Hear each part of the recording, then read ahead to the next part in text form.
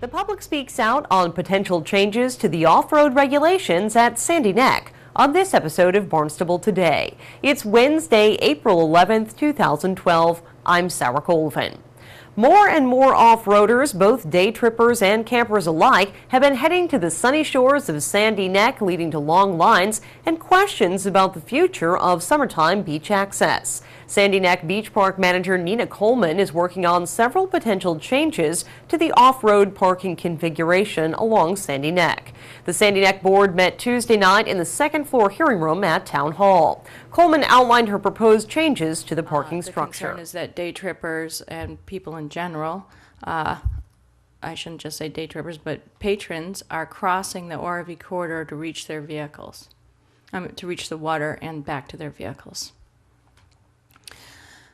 So this was something that I brought to the Conservation Commission's asked me about this winter, and then as the winter progressed, we started talking about it here at the Sandy Neck board meeting, and through these discussions and also through calls and various other means, these are the suggestions that I've heard thus far. Provide parking zones for the campers and parking zones for the day trippers. These are suggestions, again, just what's been thrown out so that everybody sort of has a summation of what we can work with. Require campers to be with their vehicles overnight, thus reducing the saving of spots. Eliminate chase vehicles or provide chase vehicle parking areas. Eliminate trailers. Put limits on numbers of vehicles that can access the beach. Enforce speed and alcohol issues more aggressively, and hire more staff. So on March 12th, this was again something I threw out there as a starting point for discussions, which was to put the campers along the ropes, day trippers on the berm, and provide a family camping area at the end where there would be no vehicular traffic.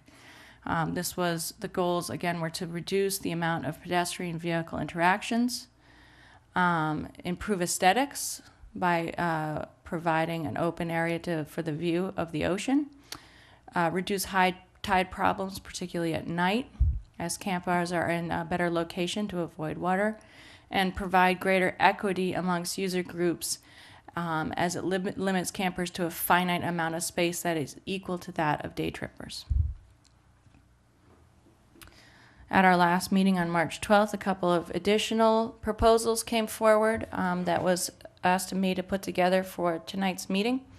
And this is Proposal B, which is to put everybody on the berm in a double or triple row. The benefits would greatly reduce the amount of pedestrian vehicle interactions. The problems, as I see it, is it does not address equity between campers and day trippers. It increases vehicles getting stuck in the soft sand at the ropes. It increases issues at high tide. There would be extreme difficulty in parking and attempting to leave the beach, and very difficult to evacuate the beach and problematic during emergency situations. So that's Policy B. Policy C actually takes a little bit of Policy A and B. And what this policy was actually to create zones of camping and zones of day trippers. And what I did, I took that from there and took a little bit of the section policy, and I know the first part of our beach is very flat and wide, and could actually handle the ORV trail against the dune fence. So as you proceed down the beach, a double row of campers to wherever is safe, and then the ORV trail having day trippers on either side, and then campers again at the end. So creating zones of campers and zones of day trippers. The benefits in policy or scenario C is it reduces the amount of pedestrian vehicle interactions. It somewhat improves aesthetics, provides greater equity amongst user groups, as it limits campers' use to a finite amount of space. The problems are still that patrons will still be crossing the ORV corridor and extreme high tide could be problematic. The public then had a chance to comment, and several beachgoers stepped up to the podium to talk about their experiences on the beach, as well as their thoughts and questions regarding the proposed changes. I am a day tripper, and I have found, as Nate mentioned, that when you go out and it's limited parking, that it isn't explained to you beforehand that you should be perpendicularly parking instead of parallel parking. And that should be emphasized whenever you have that situation where you know that you have limited parking. And I also wanted to find out if, has anybody done any research to see how many campers are actually out there and how many day trippers there are? So then you can come up with an actual figure as to what area space that you can set aside. Has anybody done any research on that? So, I mean, you're coming up with ideas, but I don't know what you have for facts to back everything up. Coleman then offered the data she and the staff have collected over the years as a response to that comment. So this one might get at your question, sir. It's the number of vehicular use, so each vehicle that comes through and its purpose is logged. And so for 2011, there was 7,373 camper nights. A camper sat on the beach for a night. We call the campers a night, and then the day trippers would be a day, would be one unit. And the day trippers there is the 12,845. Of course, we have property owners, etc. And you can see that we have that data since 2003. More Sandy Neck fans then took to the podium to share their thoughts. Sometimes we don't get to park right next to the people we want to. Sometimes we have to walk to see our friends. Is a walk on the beach really that bad? Is your grill going to cook any faster, or the angle of your beach chair going to change that much if you drive 25 miles an hour or 5 miles an hour? I know by making these statements, I can't single-handedly change the culture we've all helped to create. It's truly a culture all its own. People that come for the day and people who stay for a few days. Are either of us any better than the other? Don't we all work hard to enjoy the time we spend on Sandy Neck? I come here tonight to ask why there has to be such a big distinction between day trippers and campers. Aren't we all, in fact, sticker holders? It's up to all of us to get along. Folks, we're on the beach, not the mall, not in traffic, not at the bridge, not at work. We're on the beach, and why can't we enjoy that together? Just slow down and enjoy the beach.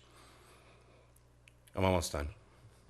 I want to thank the board for all they do and for providing this open forum to hear what we have to say, and for listening and hearing the concerns of the beachgoers, and for working to make sure we all have a safe summer home to go to. I also want to thank Nina and the beach staff to make sure we have a safe environment for our kids, our friends, our families.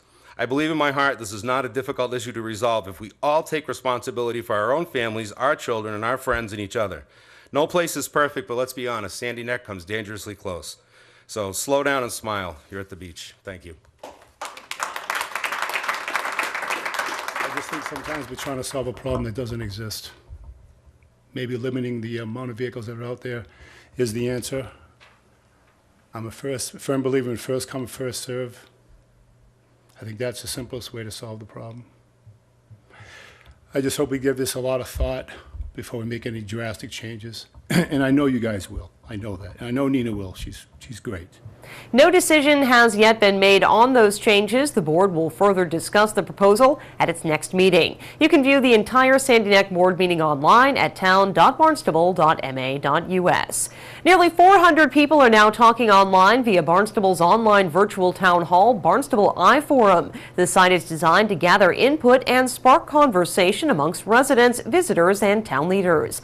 This week, 2 new topics of discussion have been posted. The first asks what you would like to see talked about on Barnstable iForum. The second question, posted just this morning, is seeking comment regarding organic landscaping, both by towns and individuals. Head to www.barnstableiforum.com to join the conversation. With Barnstable Today, I'm Sarah Colvin.